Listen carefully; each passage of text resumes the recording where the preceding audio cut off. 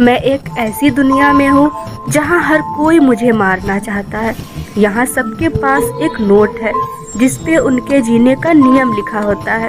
जो नियमों का पालन नहीं करता है वो मारा जाता है। सुबह हुई, मेरी माँ मेरे लिए नाश्ता लाती है। मेरे पापा हर रोज उसी जगह पे बैठकर अखबार पढ़ रहे होते हैं। मेरी बहन एक ड्राइंग लेकर आती है और कहती है, ये मम्मी है, ये पापा और ये मैं हूँ। जो ये नीचे सरकटा गिरा है ये भाई है।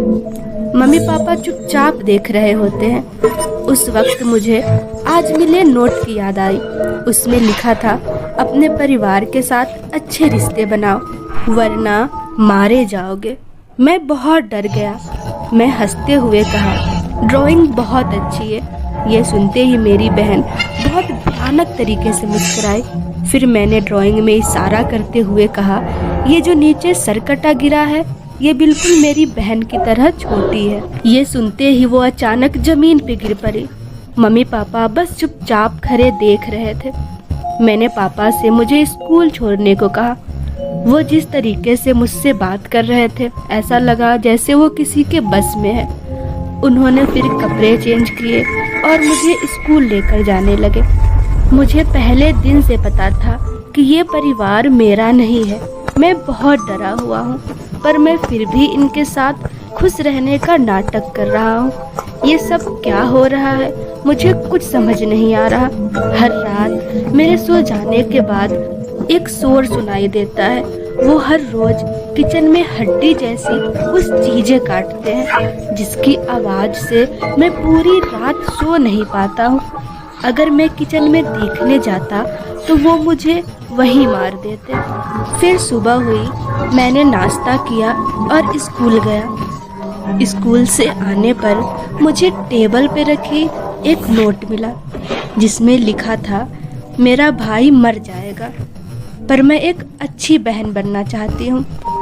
आज सुबह किचन में भी मुझे एक नोट मिला था जिस पे लिखा था, मेरे दोनों बच्चे बहुत प्यारे हैं लेकिन जब मेरा बेटा बड़ा हो जाएगा उसे मेरी ज़रूरत नहीं रहेगी, वो मर जाएगा लेकिन मैं एक अच्छी माँ बनना चाहती हूँ। शाम होते ही मुझे एक और नया नोट मिला जिसमें लिखा था, मेरे 2 बच्चे हैं लेकिन मुझे मेरे बेटे से नफरत है क्योंकि अब वो मर जाएगा।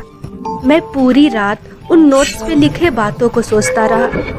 फिर मुझे सबसे पहले मिले उस नोट की याद आई जिस पे लिखा था, अपने परिवार के साथ अच्छे संबंध बनाओ और एक अच्छे भाई बनो।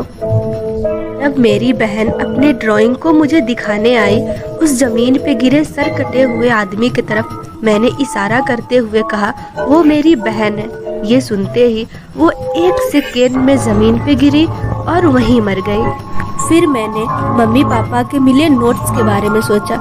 अब मुझे सारी चीजें समझ आने लगी थी। इस दुनिया में सबके अपने अपने नियम हैं। जो नियम को तोड़ेगा वो मारा जाएगा।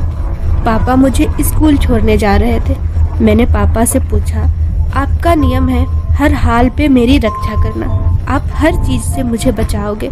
उन्होंने बस गर्दन हिलाया और हाँ कहा। मैंने सबके नियमों को अच्छे से ध्यान में लाया और अब मैं सब समझ गया था इस दुनिया में मुझे किस तरीके से जीना है। पापा ने स्कूल के बाहर कार रोकी। मैं कार से निकला और क्लास की तरफ गया। यहाँ सब कुछ नॉर्मल लग रहा था। क्लास में थोड़ी देर बैठने के बाद मेरे कई दोस्त बन गए। मैंने अपने दोस्त से बात करनी चाहिए। फिर उसने मुझसे पूछा, तुम कल होमवर्क करना भूल गए थे? मैं हैरान रह गया। मैंने उससे पूछा, तुम्हें कैसे पता? वो मुस्कुराया और कुछ और बातें करने लग गया। हमारी बातें सुनते ही क्लास के टीचर वहाँ आ गए और उन्होंने मुझसे पूछा, क्या तुमने अपना होमवर्क नहीं किया है? फिर वो मुझे अपने भयानक आंखों से घूरने लगे। उनकी बात सुनते ही क्लास के सारे बच्चे मेरी तरफ देखने लगे। मैं सबको देखकर बहुत डर गया। उन्होंने फिर मुझे 2 थप्पड़ लगाया और नोटबुक निकालने को कहा। मैंने उन्हें अपने बैग से नोटबुक निकाल कर दिया। वो उसे देखकर हैरान रह गए और कहा, क्या तुमने अपना होमवर्क किया था? मैंने मुस्कुराते हुए कहा, क्या होमवर्क करना मना है? उन्होंने कहा, मैंने तुम्हें मारकर नियमों का उल्लंघन किया है, अब मुझे मरना पड़ेगा। क्लास के सभी बच्चे मुझे घूर रहे थे। उतने में ही प्रिंसिपल ने क्लास टीचर को बुलाया। वो बहुत डरे हुए थे। ऐसा लग रहा था जैसे उनकी ज़िंदगी अब खत्म होने वाली है। क्लास के सभी बच्चे उस टीचर की तरफ देख रहे थे। आज मैं बहुत खुश था क्योंकि मैंने इस दुनिया में जीने का तरीका ढूंढ लिया था। अब मुझे पता चल गया था नियमों का पालन किस तरीके से करना है और नियमों को मुझसे अच्छा कोई नहीं समझ सकता।